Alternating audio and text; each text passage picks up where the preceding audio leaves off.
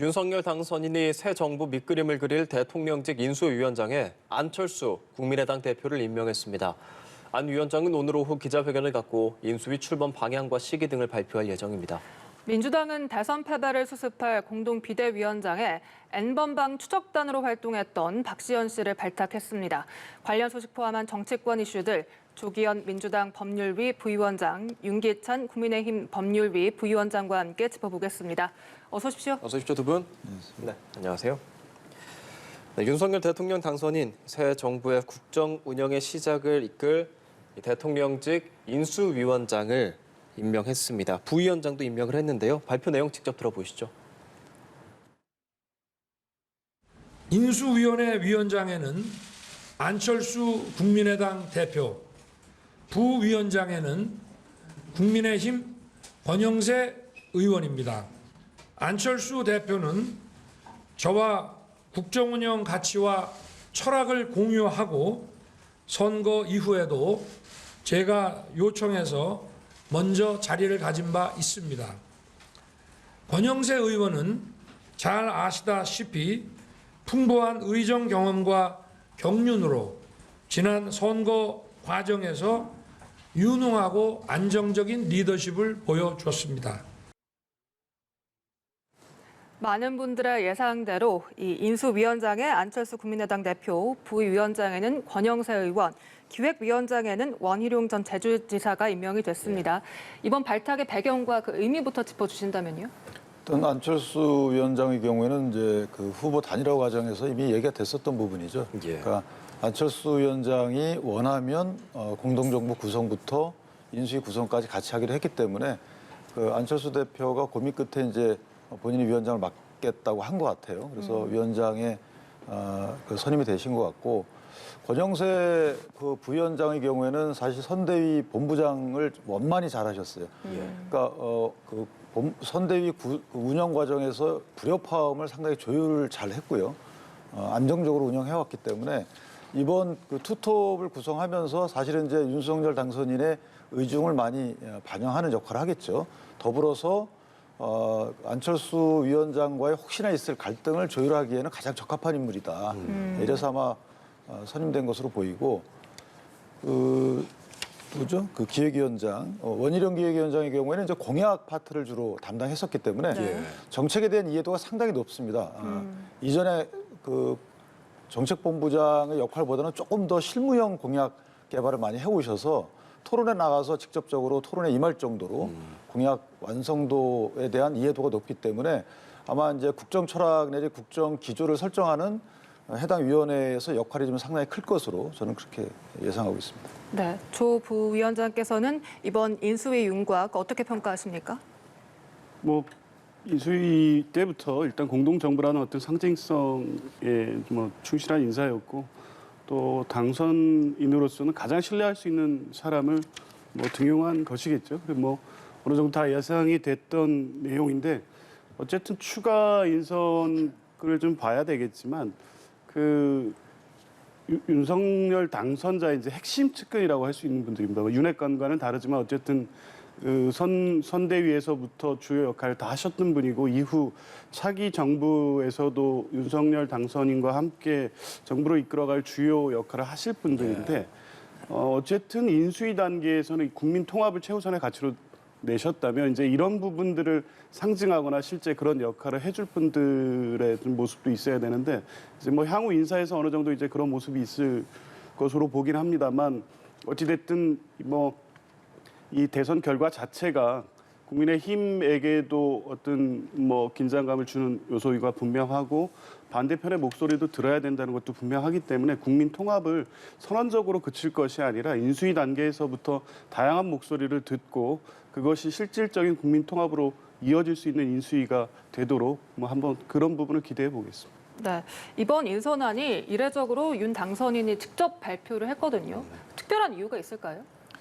국민에 대한 예의라고 저는 생각을 합니다. 그러니까 인수위라는 것이 이제 공적인, 그러니까 비서실장 이런 직책 이외에는 공적인 자리에서 첫 인사 발표이기 때문에 당선인 직접 국민께 인사안을 발표하는 게 예의인 것 같고요. 더불어서 안철수 대표에 대한 어떤 예우 차원도 있다고 생각을 합니다. 이 의회는 이제 오늘 차담회를 갔거든요. 네. 그 의회는 이제 안철수 위원장이 인수위를 이끌어 가게 되는데 예. 어쨌든 안철수 위원장의 인사 발표를 직접 함으로써 혹시나 있을 안철수 위원장에 대한 비토기류도 있을 수 있거든요, 솔직히. 그것들을 잠재우기 위한 어떤 예우 차원에서 발표한 게 아닌가라고 개인적으로 생각하고 있습니다. 네, 이번 인수위 밑그림이 이제 오늘 오후 안철수 이 인수위원장이 기자회견을 통해서 설명을 할 것 같은데 대체적으로 안 위원장의 인사들이 얼마 정도 포함될 거라고 생각하십니까? 그거는 이제 제가 파악하기 어렵고요. 다만 이번에 인수위 관련돼서 조직을 한번 보면 인수위원회에 이제 부위원장이 있고요. 그다음에 기획위원회가 하나 새로 생겼어요. 이건 예전에 좀 없던 겁니다. 그러니까 인수위원회 기획조정분과 이외에 기획위원회가 하나 생긴 거고, 그다음에 인수위원회 별도의 조직이 또 생겼어요. 이건 인수위원회하고 별도로 당선인 직속으로 코로나 대응 특위 하나 생기고, 그다음에 국민통합특위 생기고, 그리고 균형발전특위 생겼습니다. 이게 인수위원장 저게 잘못돼 있는데 위원장의 산하가 아니고 당선인의 직할입니다. 당선인의 직속이기 때문에 예. 저 조직은 잘못돼 있는 것 같아요. 어쨌든 말씀하신 대로 그런 당선인 직속의 위원회로 만든 거 보면 인수위 별도로 통합 관련된 것이 시대적 어젠다이기 때문에 이 부분도 당선인이 직접 챙기겠다 이런 의중이 반영된 것 같고, 어쨌든 인수위가 기존에 있었던 여러 가지 보여주기식 이런 행정이 아니고 직접 업무 파악을 하고 그다음에 정책 기조를 설정한 뒤에 정부 조직 개편안을 이제 내겠죠. 그리고 정부 조직 개편안이 나온 다음에 그다음에 이제 국무위원 및 국무총리 후보자를 검증하고 추천하면 예. 인수위 업무가 거의 끝나는 것이거든요. 그래서 이런 심플하고 실무형 위주로 가겠다라는 당선인의 의지가 반영된 인수위 구성으로 보입니다. 네. 공동정부로 오늘 띄워주셨잖아요. 말씀 이어가 주실까요? 공동정부라는 게 지금 우리나라 어떤 정치사에서 처음이잖아요. 물론 과거에 이제 DJP 연합을 통한 정부가 있었긴 했는데 그거는 뭐 당을 따로 존속시키면서 정부 운영을 같이 한 사실상 연합정부 형태였는데 이제 지금 합당을 곧 예정하고 있다고 하면 뭐 당내 당처럼 어떤 독자적 세력을 유지하는 것이 아니라 실제 당의 철학이나 정치적 목표까지 공유하면서 가겠다는 것인데 이제 그런 의미에서 보면 이제 공동정부가 어떤 정부인지에 대한 어떤 구체적 상은 아직 나와 있지 않습니다. 물론 당을 달리했던 안철수 후보가 후보 단일화를 해서 대선에서 승리를 하고 총리가 됐든 또 어떤 역할이 됐든 이제 참여함으로써 이제 같이 정부를 구성한다는 의미에서의 공동정부까지의 의미만 지금 확인할 수 있을 뿐인데요.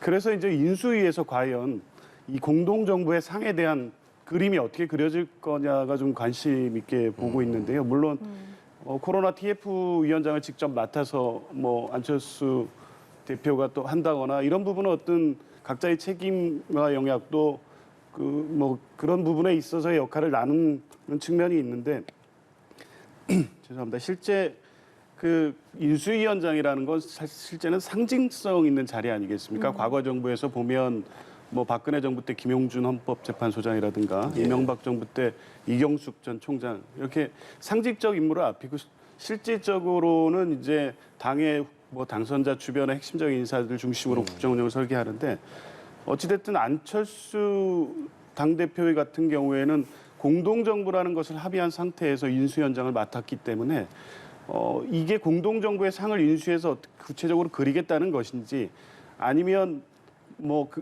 안철수와 안철수 후보를 같이 하는 어떤 정치 세력이 그냥 같이 한 정부로서 그간 윤석열 그 후보가 선거 과정에서 냈던 어떤 정책과 비전에 대해서 보완하는 정도의 역할에 그칠 것인지를 인수위 과정에서 보여줘야 될 텐데요.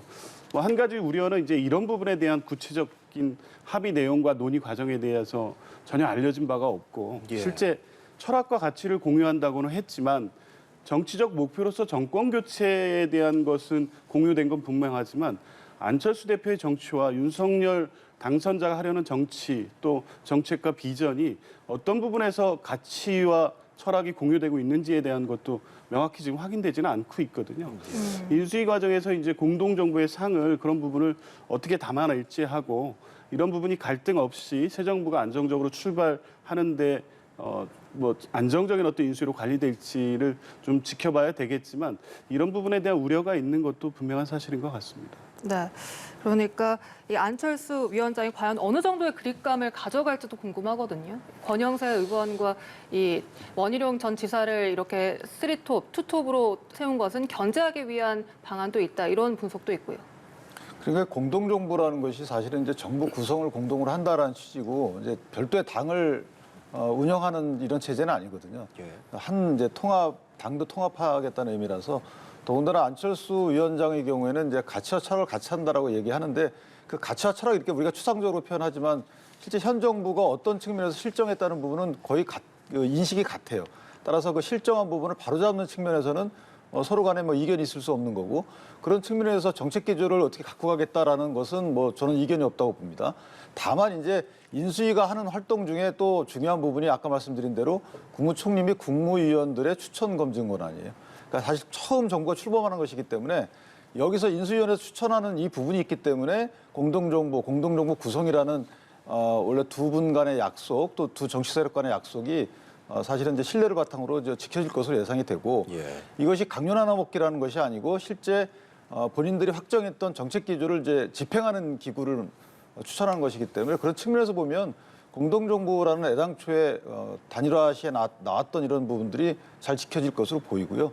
아까 견제 말씀하셨는데 그것은 뭐 어느 기구에나 있는 것입니다. 예를 들어서 원래 정책 기조가 뭐 실현 불가능하다 그러면 뭐 한쪽 정치 세력이 그거는 실현 불가능한 것이다라고 말할 수 있는 것이고 또는 시대가 변해서 공약했던 부분이 또 안 맞는 부분이다. 그럼 또 그 다른 의견을 낼 수 있는 것이라서 저는 견제와 균형이 인수위 내에서도 만약에 지켜진다 그러면 올바른 인수위의 역할을 다 할 수 있는 요소가 되지 않을까라는 생각을 합니다. 네. 그러면 안철수 대표가 이 초대 국무총리 지명 가능성도 나오고 있잖아요. 이 가능성도 높다고 보십니까? 저는 일단 안철수 위원장의 행보와 관련해서 한 가지는 지어졌다고 봅니다. 인수위원장을 맡으면서 선출직으로 갈 가능성은 낮아졌어요. 인수위원회의 구성원들은 사실 공무원이 의제되기 때문에 6월 1일 날 지방선거에 출마하려면 60일 전인가요? 아마 그 공무직을 떼야 돼요. 네. 그러니까 인수위원장직을 수락했다는 것은 뭐 광역단체장 운운됐던 이런 선출직으로의 행보는 일단은 본인 스스로 제안했다 이렇게 보이고 그다음에 이제 국무총리 부분인데 국무총리도 제 개인적인 생각으로는 안철수 후보가 선택할 가능성이 저는 없다고 봅니다. 그러니까 국무총리직을 가게 되면 사실은 안철수 후보가 행정 경험을만 하기를 원한다면 뭐 국무총리직을 가겠지만 행정 경험을 토대로 해서 또 다른 대권 도전의 플랜을 짜고 있다고 생각을 한다면 그러면 국무총리직을 해서 얻을 게 별로 없다고 봐요. 정치적 위상 입장에서 보면. 그러니까 국무총리를 하면서 정부 초기에 대통령의 정책과 각을 세우기 어렵고 두 번째는 본인이 인수위원장을 하면서 짰던 정책 기조와 다른 목소리를 또 내기도 어려워요. 그러니까 현실적으로 국무총리직을 하면서 본인이 독자적인 정치적 위상 제고를 위해서 도움될 게 하나도 없다는 거죠. 따라서 갈 수 있는 길은 사실은 이제 선출직 그 하나였고 그다음에 이제 집권당 대표 쪽으로 가서 시간이 흐르면 통상 있어 온 그런 대통령에 대한 국민적 기질 하락을 그 국면에서 집권 여당 대표로서 사실 다른 목소리를 낼 수 있는 여지가 있는 것이거든요. 그래서 저는 국무총리직을 수행하면서 본인의 정치적 앞날을 봉쇄하는 것보다는 여당 대표 쪽으로 노력을 하지 않을까. 또 하나는 이제 뭐 경기지사나 이렇게 광역단체장을 나가지 않을까라고 했는데 인수위원장을 맡으면서 그 부분은 이제 사실 법률적 어떤 그 규정 때문에 봉쇄됐다고 보고 그렇다면 집권 여당 쪽으로 가시지 않을까라는 것이 제 개인적인 생각입니다. 네. 과기부 총리도 안 할 거라고 보시는 근데 이제 그 사이에 약간의 그 텀이 있어요. 그러니까 내년 6월 달에까지 이준석 대표가 임기이기 때문에 그 사이에 과기부 총리는 저는 가능성이 있다고 봅니다. 본인의 어떤 위상이나 예우에 대한 생각을 버린다 그러면 본인이 사실 실적을 낼 수 있는 길이거든요. 그 부분은 정치하고는 다소 좀 달라요. 과학기술 분야이기 때문에 그 부분은 실적과 어떤 정치적인 관점과 다른 그러니까 실적에 대한 정치적인 평가가 있을 수 없는 거거든요. 그래서 오히려 간다 그러면 그 부분을 갈 수 있어도 총리라는 어떤 추상적 지휘 감독 권한이 있는 이런 쪽으로 가지는 않으실 것 같다라는 게 네, 사실 인수위원장이 국무총리가 된 사례가 없긴 합니다.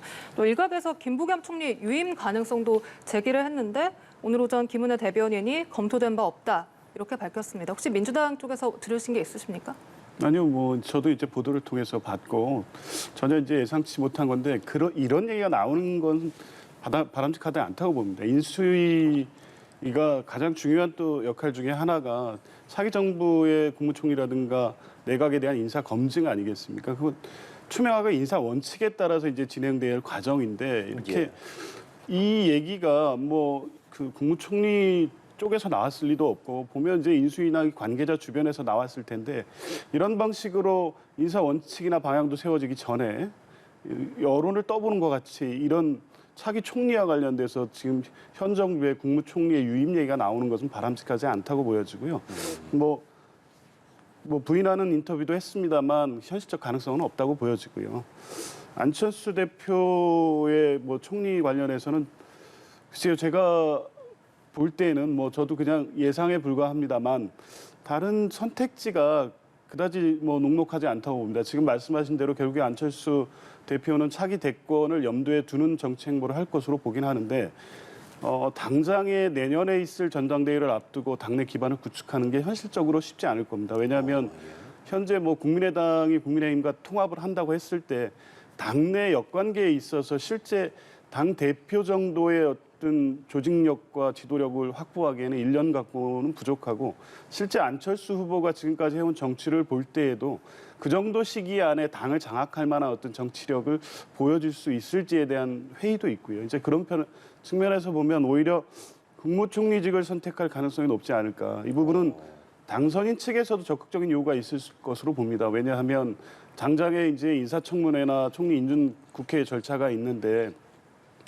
뭐 초기에 이 늘상 문제가 되는 게 거의 단 한 번도 안정적으로 원만하게 총리 인준 절차가 이루어지지 않거든요. 지금 여소야대 국면에서 물론 그렇다고 해서 민주당이 명분 없는 발목잡기를 한다 이런 것은 아니지만 어떤 후보가 됐든 인사 검증 과정에서 또 청문회 과정에서 여러 가지 의혹이나 문제 제기가 될 수밖에 없다고 하면 그 초기 국정운영 안정성에 있어서 국무총리가 누가 되느냐 또 얼마나 안정적인 과정을 통해서 되느냐 이런 것을 고려했을 때는 어찌됐든 뭐 안철수 대표 같은 경우에 올해 정치를 계속 해오셨고 대중적인 어떤 검증을 거쳤기 때문에 무난하게 또 청문회를 통과할 수 있겠다는 또 계산도 할 수밖에 없을 것이고요.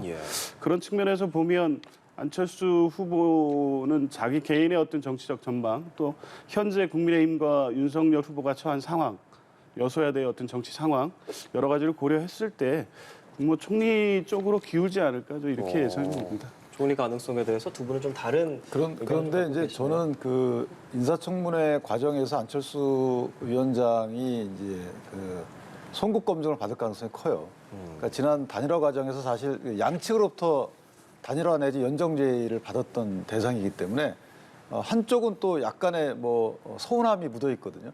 그 서운함이 인사청문 과정에서 송고 질문으로 나올 가능성이 크고 만약에 송고 질문에 의해서 안철수 위원장이 타격을 입는다면 정치 생명과 직결되기 때문에 저는 정치적 몸집을 조금 더 키운 뒤에 그런 과정을 거칠 수 있는 이런 행보를 하지 않을까 싶고 이거 뭐 본인이 결정할 일이지만 어쨌든 그런 생각을 합니다. 네, 서운함이 묻은 송곳 검증을 할 수 있다는 건데 실제로 인수위원장이 이제 국무총리에 대한 검증을 또 하게 되잖아요. 그렇게 되면 이게 약간 셀프 검증이 아니냐 이런 지적도 있는데 민주당 입장에서 뭐 그런 부정적인 시각은 없나요?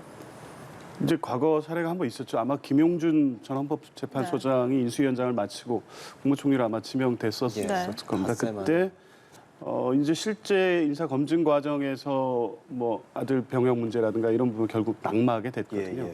아무래도 인수위원장이 국무총리로 지명된다고 하면 인사 검증 절차에서 다소 이제 문제가 있을 수 있겠죠. 이게 철저하게 검증해서 실제 국회 통과에 무리가 없는 인사를 선임하는 것이 뭐 윤석열 후보나 당선인이나 국민의힘으로서 부담이 없는데 어찌됐든 뭐 인수위원회가 인사검증을 아무리 철저히 한다고 하더라도 결국에 야당에 의한 국회 인사검증은 또 다르거든요. 그런 측면에서 보면 뭐 민주당이 만약 뭐 여러 가능성이 있습니다만 안철수 대표가 국무총리로 지명이 돼서 국회 인사청문회를 받게 된다면 아까 뭐 대중적 어떤 검증은 정치를 통해서 거쳤다고 하지만 실제 행정부의 어떤 수장으로서의 국무총리로서의 적격한지 또 도덕성, 윤리성에 있어서 지금까지 어떤 드러난 것 외에 또 드러날 수 있는 문제가 전혀 없다고 볼 수는 없거든요. 이런 측면에서 보면 만약에 뭐 인사청문회를 국무총리에 지명돼서 인사청문을 하게 된다고 하면 윤장으로서는 뭐 철저한 검증을 거칠 수밖에 없겠죠. 근데 제가 안철수 후보라면, 안철수 위원장이라면 만약에 국무총리를 하게 돼요. 그러면 처음에 안 하죠. 하게 되면 나중에 한참 뒤에 하겠죠. 그러니까 당대표가 돼서 일단 국회의원 공천권을 행사한 뒤에 그래야지만 당내에서 나중에 본인을 이제 제지할 수 있는 여건을 만들어 놓고 그다음에 나중에 하는 것이 훨씬 유리한 것이 어쨌든 정권이 좀 임기 말로 가게 되면 대통령에 대한 지지율이 떨어지게 되고 흔들리고 어려운 요소가 많이 발생한단 말이죠. 그것을 해결하는 총리로서의 역할을 보여주면서 뭐 대안 세력으로 부각할 수 있는 이런 나중에 총리를 해야지 그런 시기에 지금 총리하게 되면 지금은 대통령의 지지율이 높기 때문에 정권 초반에는 총리라는 것이 큰 역할이 없어요. 사실 대통령에 가려지기 때문에 이런 정치적 선택을 할 것인가라는 의문을 갖게 되면 저는 개인적으로 하더라도 정말 만약에 한다 그러면 대통령 임기 말쯤에 한다. 지금은 할 필요가 전혀 없는 시기라 이렇게 생각합니다. 근데 안철수 위원장이 국민의힘 내에서 지지 기반을 닦는 것도 또 쉽지만은 않을 것이다 이런 관측도 있더라고요. 그거는 이제 본인의 역량이죠. 예를 들면 윤석열 당선인의 경우에도 애당초의 예상은 사실은 당내 기반이 약하기 때문에 국민적 지지율은 높고 당내에서 지지율은 낮을 것이다. 경선 결과가 그럴 것이다 하고 예측한 분들도 많아요. 그런데 의외로 당내에서 압도적인 지지를 받고 국민들로부터는 조금 더 뭐 여러 가지 그 분석이 다르지만 요인에 대한 역차별, 역선택이라는 분석도 있고 하지만 어쨌든 그런 결과가 나왔단 말이죠. 그래서 그거는 본인 하기 나름입니다. 본인이 정말 열성적으로 처음부터 같이 행보를 하게 되면 그런 지지율을 이끌어내는 것이고 당내 지지율이라는 것이 당내 국회의원들의 지지율뿐만 아니고 당원들의 지지율이기 때문에 이것은 본인이 어떤 행정부에서 국무총리를 한 뒤에 몸집을 키워서 당으로 들어가는 것만이 유리한 게 아니거든요. 그러니까 당과의 국민의당의 어떤 기득권을 버리고 국민의당으로서의 기득권 이걸 버리고 나는 뭐 혈혈 당신 입당하겠다라든가 예를 들면 이런 좀 파격적인 모습을 보여서 당대당 합당에 대한 지분을 끝까지 요구하는 모습 버리고 뭔가 새로운 모습을 보여주게 되면 국민의힘 당원들로부터 전폭적인 지지를 받을 가능성도 큽니다. 그러니까 일상적인 절차와 일상적인 과정을 통해서 국민의힘의 지지를 받으려고 하면 상당히 오래 걸리겠죠. 그런데 뭔가 색다르거나 파격적인 이런 모습으로 그런 과정으로 다가간다면 저는 의외의 결과가 있을 수 있다고 봐요. 네. 그리고 어제 윤 당선인이 인수위 인선에 있어서 지역 안배와 여성 할당자는 없을 것이다 이런 발언을 했는데 이 발언을 두고 기대도 있지만 우려도 나오고 있더라고요. 근데 이제 저희가 기존에 그 남녀 평등, 양성 평등과 관련된 여러 가지 정부 차원의 노력들이 많이 있었어요. 근데 사실 그 노력들이 예상했던 만큼 성과가 그렇게 있지는 않았거든요. 지금까지도 이제 양성 평등이 문제가 있다는 이런 시각이 있으니까 그러니까 여성가족부는 이제 김대중 대통령 시절에 만들어서 잘 해왔고요. 그 소명에 다했다는 당선인의 설명입니다. 예를 들면 집단적으로 여성이기 때문에 일반적인 차별이 있다, 보편적인 차별이 있다 이런 시기는 이제 지났다는 거죠. 여러 가지 노력에 의해서 지금은 각 분야별로 뭐 보육이라든가 아니면 뭐 취업이라든가 교육이라든가 이런 데 있어서 각 분야별로 차별 형태가 다르다는 거예요. 어느 분야는 차별이 아닐 수도 있고 어느 분야는 차별이 있는데 차이가 있는데 그 차이가 공정한 경쟁에 의한 차이인 것일 수도 있는 거예요. 그런데 공정한 경쟁에 의한 차이를 시정하면 안 되잖아요. 그러니까 불공정한 경쟁에 의한 차별을 시정해야 되는 게 이게 남녀평등의 정신 아니겠어요? 그러니까 각 분야별로 찾아보자는 거죠. 근데 지금껏 여성가족부가 그 역할을 만족스럽게 못했다는 문제의식을 갖게 된 거예요. 그래서 여성가족부는 이제 시대적 소명을 다했으니까 이런 각 부처별로 나눠져 있는 실제 각 분야별로 구체적으로 있는 이런 불공정한 차별을 찾아내서 이걸 시정하는 역할을 뭔가 다른 기구로 해야 되겠다. 이런 문제의식을 던진 거라서 저는 민주당이 여기에 대해서 반대할 이유는 크게 없다고 봐요. 개념만 정립을 한다 그러면 이렇게 생각합니다. 네, 민주당에서 반대할 큰 이유가 없다고 말씀하셨는데요. 조 부위원장님. 선거 내내 문제가 됐던 게 여성가족부 폐지를 정치적 구호로만 제시할 뿐 지금 말씀하시는 구체적 내용이 후보의 뭐 메시지를 통해서거나 구체적으로 제시된 바가 없거든요. 문제 의식에 뭐 전적으로 뭐 공감하지 못하는 건 아닙니다. 여성가족부의 역할이 있어 예를 들면 뭐 여성가족부가 양성평등 정책뿐만 아니라 청소년이라든가 다문화 가족, 가족 정책 여러 가지를 총괄하고 있는데 그중에 뭐 게임 셧다운제라든가 이렇게 실제 국가가 개인의 삶을 제한하는 정책을 주도적으로 추진함으로써 이제 이에 대한 불만들이 축적되고 이런 부분에 대한 과오나 오류가 있었던 것은 맞지만 적어도 양성평등 관련된 정책에 있어서 어느 정도 다 시정이 됐고 이런 구조적 불평등이 어느 정도 이제 제도와 정책으로 다 보완이 됐기 때문에 그 수명을 다했다. 이렇게 불만한 구체적인 근거가 있나요? 오히려 이러한 것을 선거 과정에서 혐오와 배제 정치로 활용을 했기 때문에 특히 20, 30대 여성층이 대선 이후에 결집을 하고 또 민주당의 입당 러쉬를 이루고 이런 현상을 잘 봐야 된다고 생각합니다. 이게 단순하게 남성과 여성으로 나눠서 세력 대결을 하는 것이 아니라 여전히 20, 30대 여성이 보는 우리 사회 현실에 있어서 양성 평등의 문제가 해결되지 않고 구조적 어떤 차별이 존재하고 있다는 것이거든요. 그리고 오히려 역으로 양성평등 채용 목표제 이런 거를 통해서 남성이 오히려 혜택을 보는 게 현재의 결과입니다. 이렇게 제도를 안정적으로 만들어 오고 실제 차별이 시정되는 데서 역할을 해왔고 여전히 고용이라든가 어떤 뭐 기업 내에서의 차별이라든가 이런 부분에 있어서 해결해야 될 과제가 다양하게 있다는 여론이 지금 20, 30대 여성들이 대선 이후의 모습에서 보여주고 있는 것입니다. 그럼에도 불구하고 이렇게 여성 할당제 문제라든가 인수위에서 여성 할당제 문제 또 여가부 폐지 문제를 인수위 단계에서 통합을 얘기하면서 계속 직접적으로 언급하는 것은 대선 때 선거 전략으로 활용했던 갈라치기와 배제의 정치를 계속하겠다는 것이 아니냐 이런 부분에 대한 뭐 특정 성의 문제가 아니라 정치적인 우려가 있을 수밖에 없고요. 적어도 여가부 폐지 문제는 뭐 공약이니까 실행하겠다 이렇게 접근하시지 말고 실질적으로 여가부 폐지를 하겠다고 하면 양성평등 정책에 대한 현재의 진단과 이 문제들 또 가족 정책이라든가 청소년 보호 정책이라든가 이런 부분들을 어떤 부처를 통해서 어떻게 해결할지 다른 이런 부분을 개선할 다른 부서를 만들 것인지 아니면 국민권익위로 통합할 것인지 물론 이게 이제 인수위에서 논의해야 될 과제인 건 분명합니다만 여가부 폐지로서 마치 지금 성평등의 문제가 해결되고 이것이 중요한 문제인 것 같은 메시지를 계속 던지는 것은 국민 통합을 위해서도 바람직하지 않다고 봅니다. 근데 저는 이제 저 공감을 하는데 문제는 그럼 여가부 전체만으로 해서 양성평등 문제가 해결되지는 않잖아요. 여태까지 그래왔고.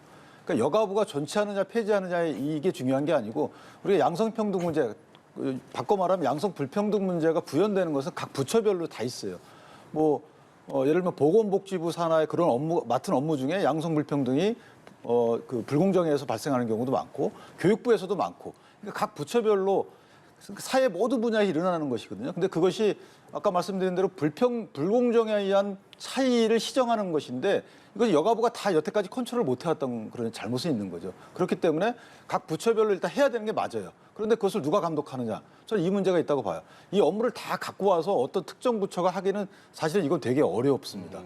청소년 업무하고 비슷한 개념이에요. 그래서 각 해당 업무를 담당하는 부처들이 관심 갖고 하되 그러나 누군가 컨트롤을 해야 되는 것이죠. 위원회를 만들든 어쨌든 간에. 그래서 이 부분은 이제 인수위원회에서 논의가 되겠지만 저는 이게 성별 갈라치기라는 문제가 아니고 실질적인 불평등을 해소하는 문제다. 지금 여성가족부가 열심히 하셨지만 어쨌든 불평등 문제가 해결되지 않았고요. 그다음에 지역 간 불균형도 마찬가지입니다.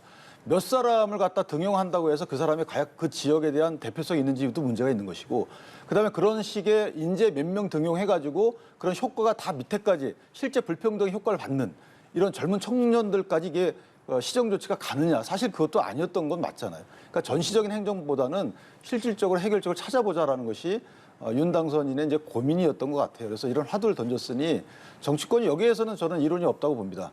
방법상의 다수의 문제가 있지만 실질적인 불평등, 그러니까 남녀 문제 또는 지역 문제를 또 집합적으로 봐서 남자는 무조건 우월해, 여자는 현재 무조건 다 불평등 어떤 그런 걸 받고 있어 이런 개념이 아니고 실제 각 분야별로 찾아내자는 거죠. 그래서 그런 정치권의 노력이 지금은 사실 필요할 때가 됐다 이렇게 생각을 합니다. 네, 뭐 젠더 문제 관련해서는 대선 과정에서도 상당히 좀 이야기가 많았으니까요. 앞으로 어떤 식으로 흘러갈지 지켜봐야 할 것 같고요.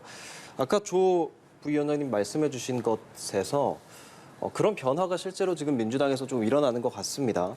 대선 패배를 수습하기 위해서 비대위를 출범을 했는데 아까 이제 회의를 열었던 윤호중 비대위원장과 함께 공동 비대위원장으로 N번방 추적단 불꽃 활동가 출신 박지원 씨, 매우 젊은 친애거든요. 선임이 됐습니다. 이런 변화의 배경은 아까 말씀하신 것과 비슷하다고 생각해야 할까요? 꼭 그 문제에 국한해서 볼 필요는 없다고 봅니다. 지금 말씀하시는 어떤 양성 평등의 문제라든가 젠더 갈등이 박지원 위원장을 선거 과정에서 더 역할이 또 더 많이 요구됐고 그런 부분에 대한 지지 여론이 막판에 또 강하게 형성된 것도 맞지만 이것 때문에 공동위원장을 선임했다 이렇게 보지는 않습니다. 오히려 이제 엊그저께 바로 일성이 문재인 대통령께서 안희정 전 지사 네. 상가에 이제 조화 네. 보낸 문제에 대해서 예, 예. 그 부분을 바로 지적하지 않습니까? 이 내부의 혁신 과제에 대해서 가장 분명한 목소리를 낼 수 있는 분이기 때문에 공동 비대위원장으로 선임했다 이렇게 보는 게 맞을 것 같습니다. 왜냐하면 어찌됐든 민주당의 혁신 과제에 대해서 여러 가지 얘기들 중에 내로남불이라든가 이 선거 관련 범죄에 대해서 안이하게 대처하거나 피해자를 배려하지 못했던 부분에 대한 부분도 굉장히 컸다고 보여지거든요. 이게 선거 초기에 어떤 20, 30대 여성층에서 당을 지지하지 않게 되는 데 있어서 핵심적인 이유였습니다. 이제 이런 부분까지 고려해 보면 적어도 향후 민주당의 쇄신 과제 중에는 이런 부분에 대해서 목소리를 내고 어떤 이 보편의 어떤 가치라든가 어떤 국민들의 상식에 기반한 정책을 펴는 데 있어서 이런 목소리가 필요했고 특히 혁신 과제의 핵심적인 부분이 이 부분이기 때문에 박지원 위원장을 공동위원장으로서 그 쇄신의 주요 역할을 맡겼다고 보는 것이 맞을 것 같고요. 오히려 젠더 갈등은 이런 분이 이제 공동위원장이 돼서 현재 어떤 문제, 지금 여가부 폐지를 이제 뭐 윤석열 당선자께서는 갈라치기가 아니라고 얘기하지만 그렇게 느끼고 그거에 대한 분노하는 여론이 분명히 존재하는 게 현실이라고 하면 이런 부분을 갈등을 확산시키기보다 통합을 하고 왜 20, 30대가 이러한 어떤 기회상실, 기성세대가 만들어온 체제 안에서 기회상실의 어려움을 서로 성별을 가지고 갈라져서 싸울 문제가 아님에도 불구하고 이런 현상이 나타난 것에 대해서 정확히 진단을 하고 이후에 이 통합의 과제, 성별, 세대별, 지역별 통합의 과제를 어떻게 할지 이런 부분을 다 풀어야 되는 것이 지금 비대위의 과제이기 때문에 그런 측면에서 박지원 위원장의 공동위원장 선임을 보는 것이 맞다고 봅니다. 네, 말씀해 주신 것처럼 지금 8명의 비대위 인사 중에서 4명이 2030 세대더라고요. 상대당이지만 어떻게 평가하시는지 궁금합니다. 뭐 이제 활동을 봐야죠. 뭐 연령을 기준으로 할 것이 아니고 그분들의 이제 앞으로의 활동 내용을 봐야 되는데 저는 민주당이 사실은 패한 것은 기본적 구도 때문에 패한 거잖아요. 정권 교체론이 높다. 이 말은 현 정부 및 여당이 정치를 잘못했다라는 것이잖아요. 그럼에도 불구하고 이제 이재명 후보께서 상당한 박빙 차이로 진 건데 그러면 진단을 그렇게 했으면 사실은 어떤 실정에 대해서 어떻게 앞으로 할 것인가에 대한 비전이 없죠. 지금 부동산 정책 때문에 졌다고 다들 평가합니다. 그러니까 부동산 정책과 관련돼서 임대차 3법 개정하겠다라고 저 같으면 이렇게 얘기하겠어요. 그런 실질적인 정책적 비전은 없고요. 그다음에 내로남불 여태까지 해와서 그거에 대한 국민적 비호감이 컸던 것도 여기에 대한 비판도 자성도 없어요. 그리고 뭐 상식적이지 않은 대응, 상식적이지 않은 변명 이런 것들에 대한 것도 여기에 대한 자성도 없어요. 그런 자성을 해야 될 사람은 윤호중 비대위원장이었죠, 사실은. 여당의 원내대표로서. 근데 본인이 위원장을 맡고 박지원 이런 2030을 공동위원장을 했지만 어느 정도 실권이 있을지는 사실 두고 봐야 될 일이고요. 그렇다면 윤호중 비대위원장이 본인이 이렇게 비대위를 이끄는 것이 맞느냐. 물론 6월 1일 지방선거를 대비해서 어쩔 수 없는 선택이라 할지라도 저는 지방선거를 위해서라도 새로운 분이 비대위원장으로 와야 된다고 보는데 어쨌든 윤호중 비대위원장이 들어오시면서 비대위원들의 면면이 새롭고 인정할 만하지만 빛이 발했다 이렇게 생각합니다. 네, 민주당 내부에서는 어떻습니까? 이재명 전 후보를 데리고 와야 된다라는 의견이 많습니까? 아니면 윤호중 체제로 그래도 가야 된다라는 의견이 많습니까? 지금 뭐 그런 다양한 여론이 있는 게 맞습니다. 이재명 후보가 직접 전면에 빨리 나서야 된다는 요구를 하시는 분들도 있고요. 현실적으로 이 지도부의 공백이 장기화되는 것 자체가 당의 또 어려움을 더 가중할 수밖에 없기 때문에 최소한 당의 어떤 경륜 있는 지도부 한 분이 공동 비대위를 이끌면서 비대위원들 중심으로 해서 혁신의 과제를 돌출하는 것이 맞다. 그래서 다소 지금 말씀하신 윤호중 그 위원장의 어떤 문제에 대한 비판이 있을 수는 있습니다만 생각보다 이제 그런 비판의 정도가 강한 것은 아니고 네. 질서 있게 혁신하고 또 선거를 준비해야 되는 과제는 현실적으로 윤호중 위원장이 맡아서 가는 게 맞다는 의견이 다수라고 보는 게 맞겠습니다. 네, 알겠습니다. 지금까지 조기현 민주당 법률위 부위원장, 윤기찬 국민의힘 법률위 부위원장과 함께 짚어봤습니다. 오늘 말씀 고맙습니다. 고맙습니다.